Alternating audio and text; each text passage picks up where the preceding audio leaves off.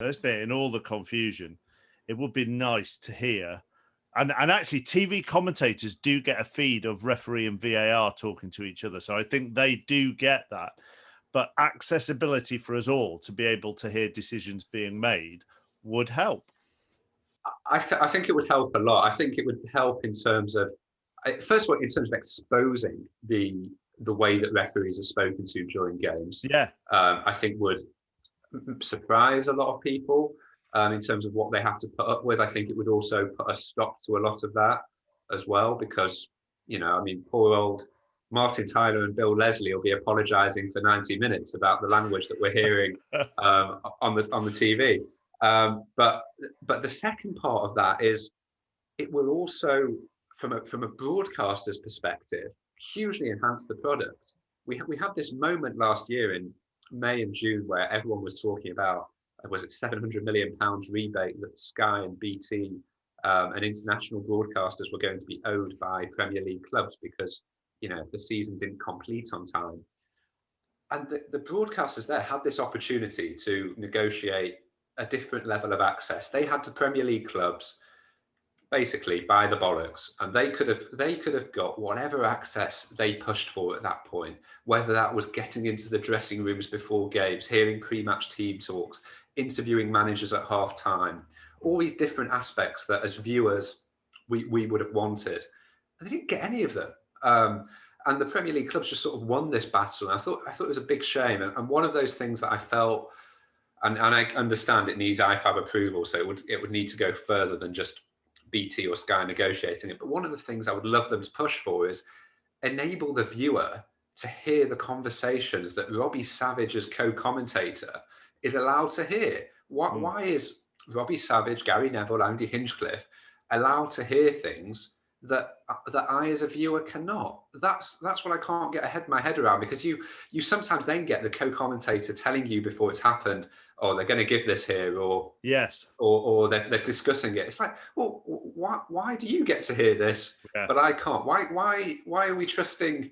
Nothing against Andy Hinchcliffe here, but why are we trusting Andy Hinchcliffe to hear this conversation, but not the person paying X amount per month to subscribe to the channel? And I just think it's a bit of a shame, because I think it would help the referees as well. I think it would be embarrassing in certain situations because they're human beings and they're going to mess up. And the Lee Mason one was just a massive up. And actually, what technology does, Tim, is actually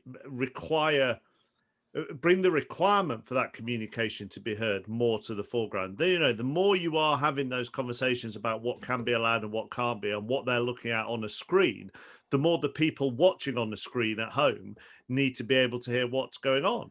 And actually, football even more so looks stuck in the past when you compare it to all the other major sports in the world, where you can hear, and listen, not always getting it right, where you can hear them making a right pig's ear of it. Some of the third umpiring decisions in the cricket recently, blimey, right? But at least you can hear it.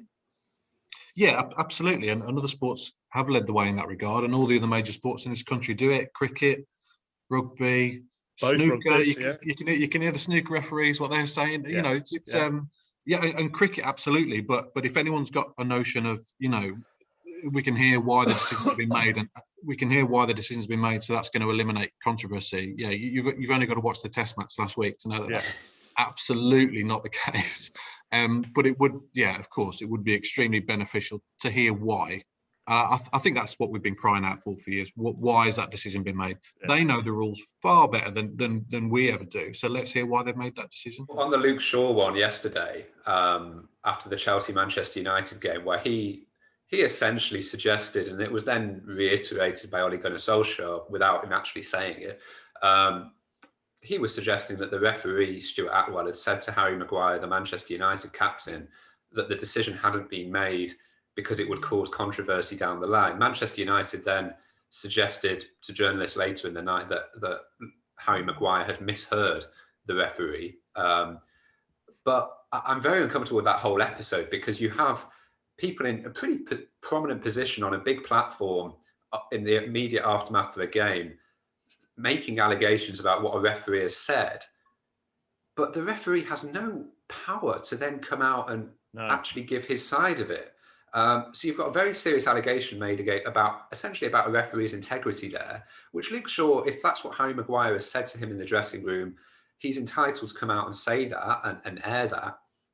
But what I don't like there is that the PGMOL are never going to allow Stuart Atwell to come out and say, this is what I said, or this is why I said it, this is how I said it.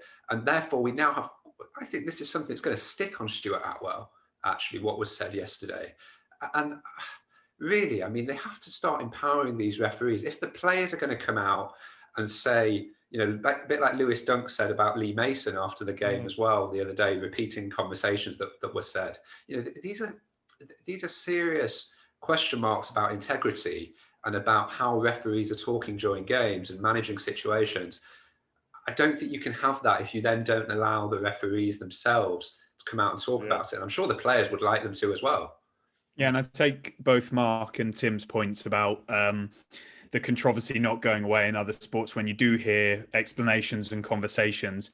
But I think it's far worse at the moment in the current situation that we have.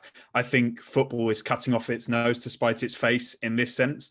And I think, as far as we know, many of these referees would like to come out. I remember a big controversy with Michael Oliver. I can't remember the exact incident. And the messages we got were that Michael Oliver would love to come out and explain his reasoning and talk, but he wasn't allowed to under the rules. So I think, and I've said this to people at the Premier League at length, like, football is being overshadowed like never before by this conversation, this constant controversy. It's damaging the product and it's so unnecessary. I'm not saying it's a silver bullet and it will solve everything if they come out and speak, but it will help a situation. For me, it's an absolute no-brainer. And the more we spend mid-post match airtime conversation talking about these issues as opposed to the actual sport, the Premier League is going to be a less appetizing product and sport for audiences, fans, companies all over the world. And that's not what any of us want.